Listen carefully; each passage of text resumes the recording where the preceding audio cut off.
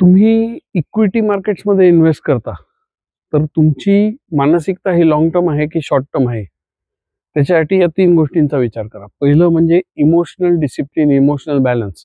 Market खालीवर झालं तर ज्याची लॉंग टर्म मानसिकता आहे त्याला इमोशनल इम्बॅलन्स होत नाही, पण शॉर्ट टर्म मानसिकतावाल्याला ग्रीड आणि फिअर याच्यामध्ये त्याचं मन हेलकावे खात राहतं. दुसरी गोष्ट, ज्याची मानसिकता लॉंग टर्म आहे त्याला हे माहिती आहे की जास्त कालावधी जेवढा जाईल तेवढं कंपाऊंडिंग काम करणार आहे. त्यामुळे he is always thinking in terms of time. Short term investor is always thinking in terms of returns. त्याला लवकर रिटर्न हवे असतात.